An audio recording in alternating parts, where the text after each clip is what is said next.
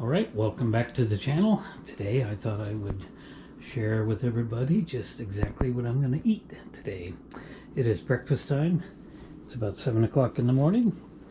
I have got 3 English muffins, 1 whole English muffin and 1 half. Either the kind I like, the Ora-Wheat extra crisp. We're going to get ready to start toasting those. I have got some eggs. And I have made hollandaise sauce. It's all ready to go. I got Grandma's old cast iron skillet here. Should be just about hot enough. And I'm going to be having eggs Benedict today. Something that I don't have very often, but I do enjoy it. I do not have hash browns or any side with my Benedict. I'm one of those people that trying to stay away from fried potatoes and all the rest.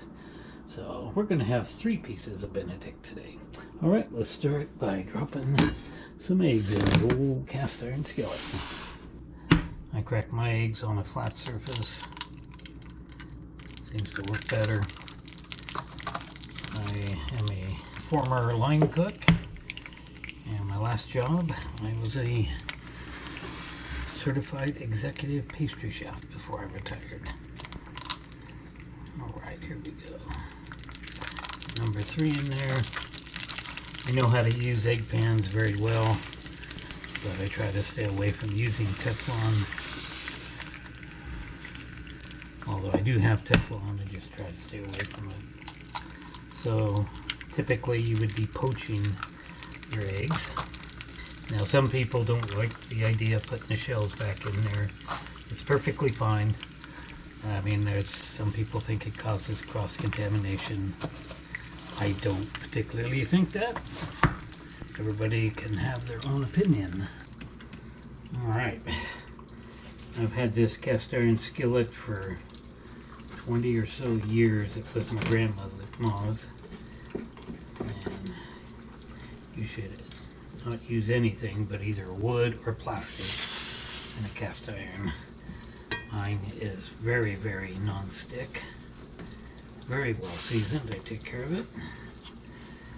I love cast iron. Alright. Those have got a ways to go there. Alright, our hollandaise. It's very delicious. It's of course not all that good for you because it has a lot of butter in it. But I love some good hollandaise, and I also will not be using Canadian bacon. You probably noticed right away I didn't say anything about that. So these are extra crisp muffins, so I don't toast them very long. The longer you toast them, the more crisp they're going to get. Don't want them too crisp. But back to the Canadian bacon, I'm not a big fan of putting meat on these. Certainly there's nothing wrong with that, but I just choose not to do it. Try to keep it a little bit more healthy. Alright, check our muffin. I think it's plenty hot. You can see it's starting to crisp up on the edges. We don't want to go there, so not putting butter on them either. Alright, our eggs are ready to go over. Hopefully we won't break any. There we go. Look at that. Amazing. Those eggs come out so beautiful. And my particular cast iron is just very, very non-stick. It's easy to take care of cast iron. You just have to, you know, keep up with it and don't do anything. What am I doing? This is my salt, but I don't use salt anymore. But I do use some black pepper. There we go. We'll put some black pepper on there. Alright, those are getting pretty close to coming out of there. You can see, even flipping them over, they're just so non-stick.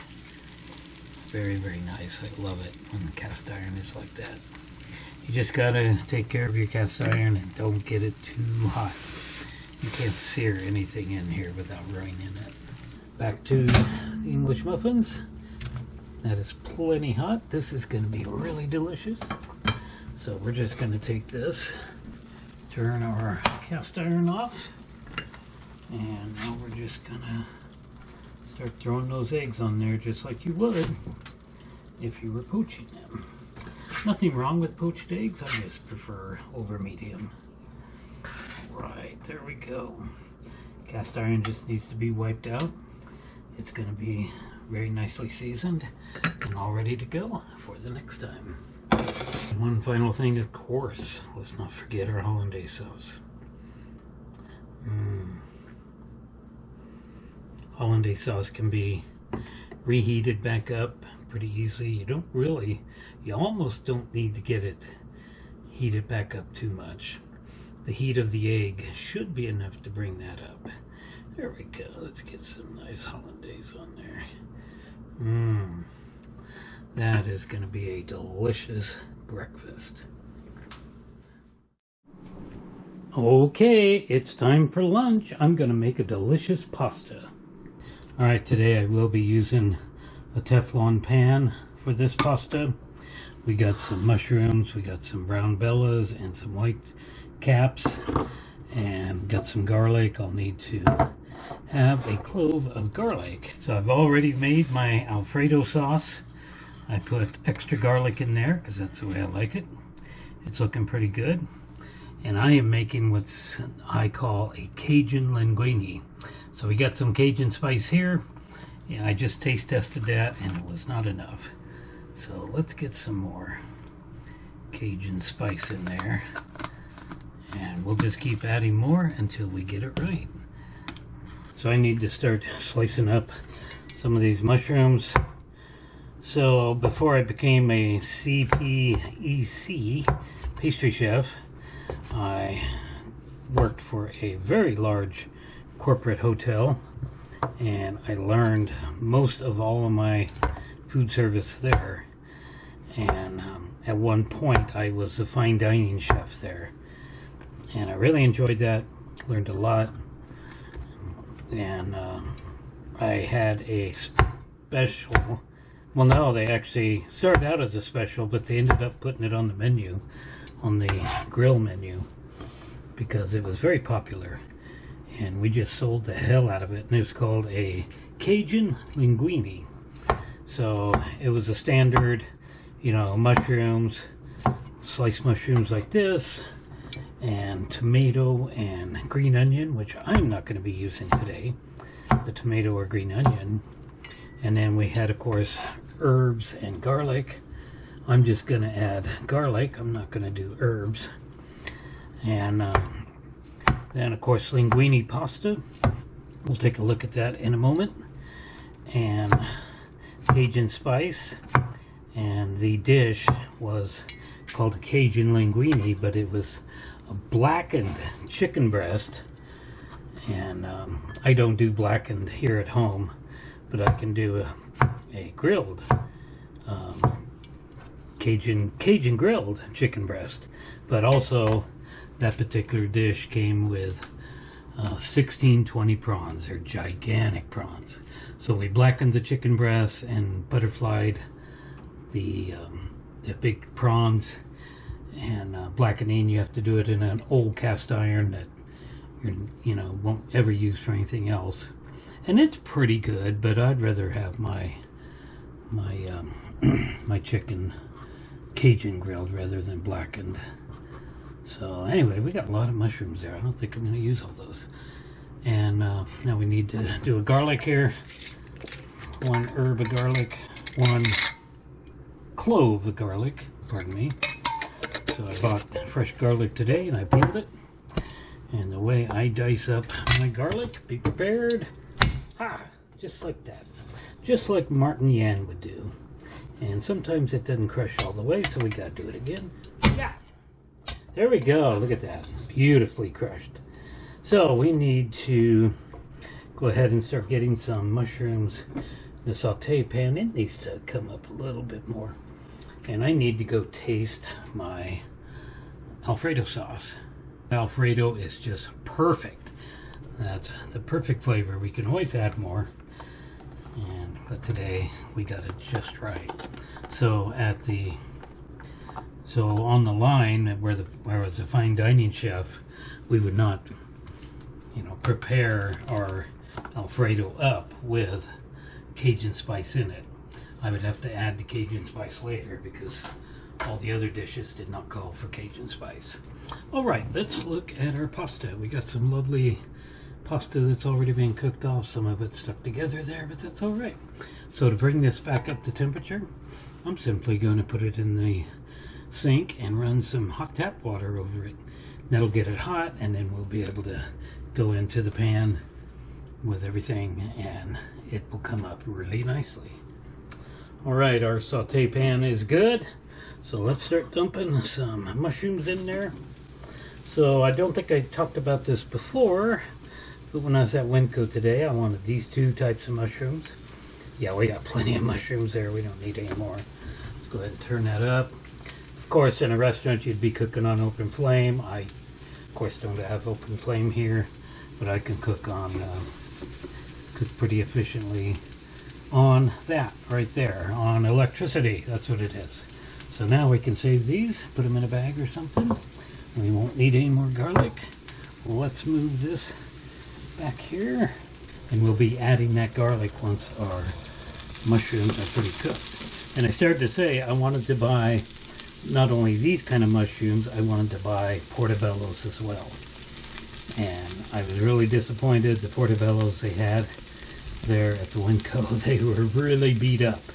And a lot of times they are in pretty good shape, but not this morning they were. And they're very expensive, so I didn't buy portobellos. Alright, I had to put the GoPro in the refrigerator because it's getting so hot. It's a GoPro Hero 9 Black, and it just it gets so hot then it'll shut off. But anyway, the mushrooms are done, so everything's going to start coming together pretty quick here. Here we go. Let's get our garlic in there. We'll want to toss that around a little bit. Cook that just a little bit. I cannot find any of my ladles, so I'm going to end up using this spoon. We're not going to put that much Alfredo in there. There we go. About that much. Now we're gonna let that cook for a little bit. You could add some Parmesan. Let me see if I even have any Parmesan. I have a little bit of Parmesan. So we could put that in now, or we could put that in a little bit later. I have just enough to do a little bit on top. So I would normally be, of course, serving this with chicken and prawns. But before we could get there, we would need to add our pasta, which I am now over here at the sink draining it. We got it nice and warm. Get all the water out of there as much as I can. All right, there's pasta. So now we just sit there and toss that around. And in my recipe at the hotel, there would also be tomatoes, diced tomatoes, and green onions. And there would have been some herbs, some fresh herbs. They made a batch of fresh herbs every day for the hotel. So anyway, that's about it. We'll just bring that up, and that's going to be a really nice lunch. All right, there you go. So the amount of pasta that I would have put in there at the restaurant would have been a little bit more. But remember, it also comes with blackened chicken and prawns. So it was quite a big meal, and it was a really good seller in the fine dining restaurant. All right, let's go eat. Okay, it's dinner time now, and I'm getting tired. It's the end of my day. So we got Grandma's old cast iron skillet out once again. I've got some au jus that I made a while back. Delicious au jus or beef broth. We've got some roast beef, sourdough bread. So I'm going to grill up these 2 pieces of sourdough in Grandma's cast iron skillet. We'll add some cheddar cheese to it. We'll dip our roast beef, delicious roast beef, in the au jus and put the sandwich together. And that's basically all I'm going to have for dinner. I'm still kind of full from that delicious lunch that I had. All right, this is a really simple meal to make. We got our roast beef in there. I do believe our sourdough is grilled to perfection. I usually just put one slice of cheese on this, but I just kind of forgot and put two. And maybe I'm just a little bit too tired to be doing this. It's been a long day. It's been a good day. Did a really great movie reaction this morning. Hope everybody enjoys that one. And we'll be doing some more. I need to spread that out a little bit better. Alright, there we are. There is a delicious grilled roast beef sandwich on sourdough. It's going to be a good dinner. So I hope you enjoyed this video. If you did, please like and subscribe. And I'll see you in the next one. Thanks for watching.